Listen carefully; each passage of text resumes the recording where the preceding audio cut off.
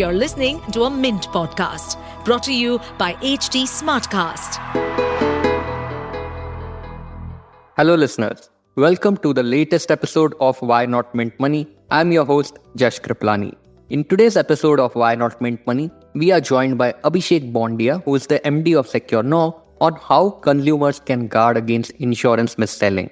Welcome to Why Not Mint Money, a personal finance podcast where we help you understand basic money concepts and share strategies for you to build your wealth. So let's get started with your money journey. Hi Abhishek, welcome to the latest episode of Why Not Mint Money. So Abhishek, we'll get straight to the point. We are seeing reports of mis-selling happening a lot, especially in the insurance space. Can you first off take us through what are the common types of mis-selling that we see in this segment? Thank you, Josh, for inviting me to your show.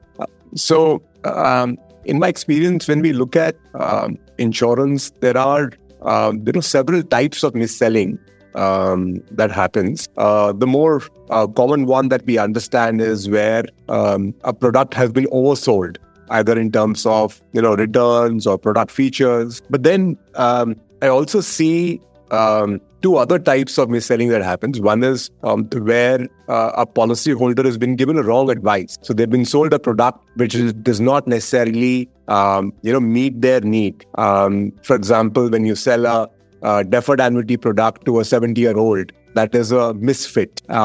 And the other type of mis-selling in my mind is where the buying process has not been fully explained to the policyholder, or the policyholder is advised not to disclose full fact while buying an insurance, which is not recommended.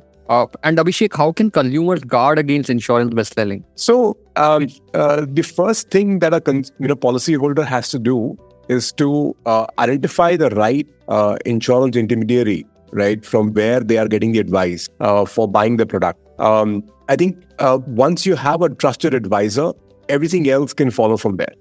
And what kind of insurance products are generally mis-sold, Abhishek? See, if you go by the various types of mis-selling that I described, the overpromise or the wrong product features, the most common products which are missold are the investment products, like your life insurance endowment products or ULIP product. Those are the products which are often missold in terms of overpromising.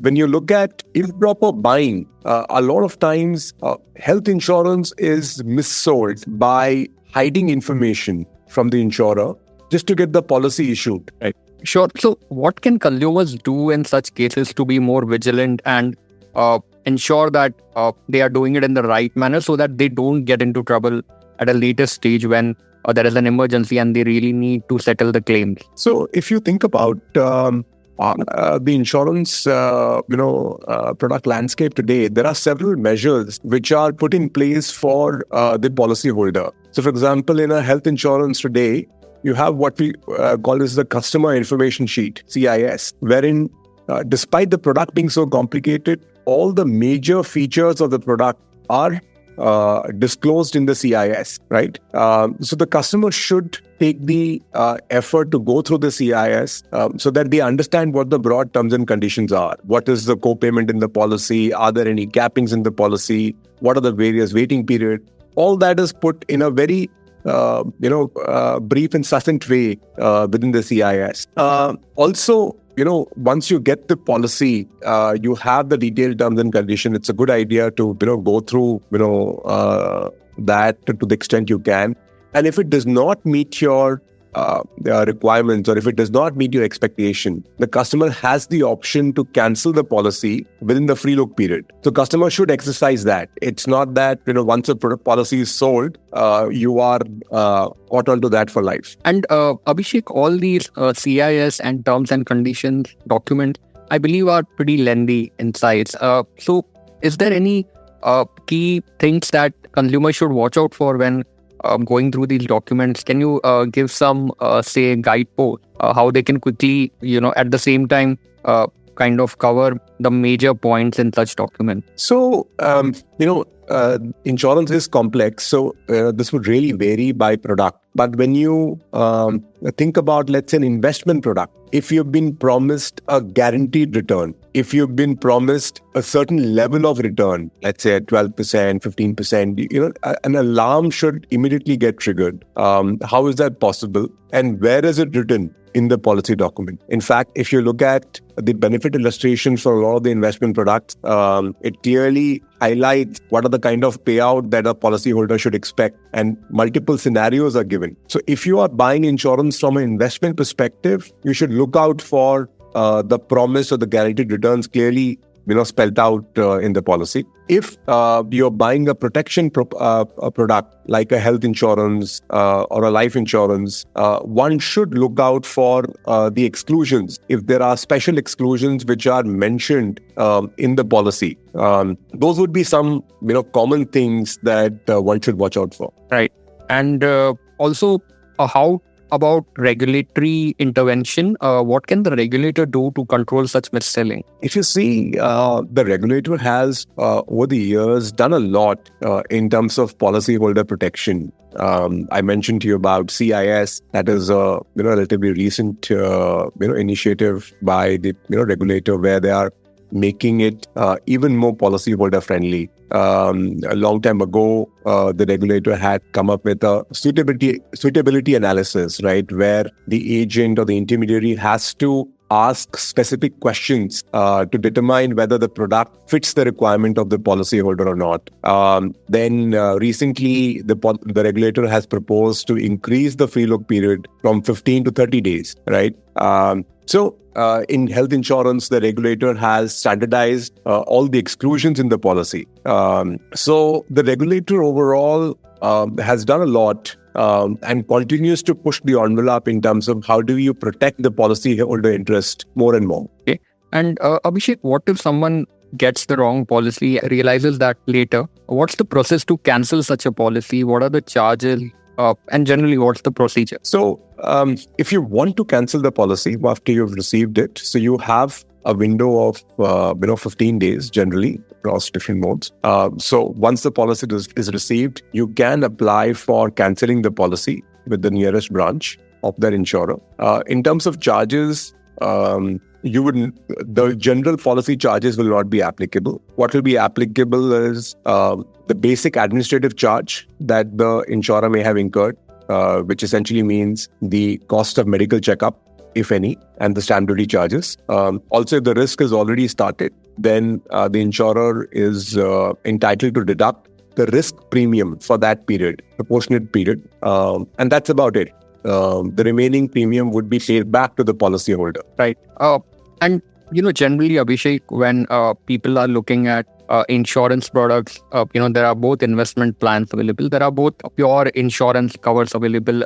Any thumb rule that they should follow? Is it a good idea to say invest and take coverage through separate policies, or any quick suggestions that you can give to our listeners when they are considering insurance policies? So my recommendation would be first get adequate protection insurance. And in terms of priority, policyholder first should get a health insurance, then a life insurance, and then there are supplementary protection plans like critical illness, personal accident that one should look at. Once those needs are met, then an individual should look at potential investment plans within the life insurance space. If one does this right, does the protection right, and keeps the investment horizon and the investment objectives separate, then the idea of being misled would get substantially mitigated. Right. So that's a quick way of ensuring that you don't get misled. First, take care of your protection and then look at investment. So basically, you're saying that try and avoid blending the two in one product. Absolutely. And whenever you're buying protection plans, you should look at disclosing all the facts to the insurer. If you had a medical procedure, if you had any congenital problem, if there was any pre-existing condition, you should always disclose it to the insurer. It's in your interest. Maybe the policy won't get issued in case you have a chronic ailment, but it is much better to not pay a premium to the insurer rather than pay the premium and get a claim rejected later on, right? So insurance is about peace of mind, and the way to get it is by disclosing all facts upfront to the insurer. Anything else you think consumers should keep in mind when it comes to insurance policy? So a point that I would just reiterate, Josh, that insurance is about protection. So one should think about that, and B, think about disclosure, and C, read the document. Don't delegate the filling of the proposal form or reading the policy document, everything on the intermediary. You'll have to take ownership. You'll have to, fill the form. You'll have to, see the CIS. Insurance is a long-term, contract, and it is all worth the while to invest upfront in reading these documents a little bit. Abhishek, thanks a lot for joining us today. Thank you, listeners, for joining us today. If you liked this episode and would like to hear to more such interesting conversations, do log into our channel Why Not Mint Money on Spotify, where you'd always find me omnipresent. Also, if you have any new ideas or suggestions, you can DM me on Twitter. My Twitter handle is @Jash Kriplani, that is JASHKRIPLANI. You can always reach out to us over the email. Our email ID is mintmoney@livemint.com.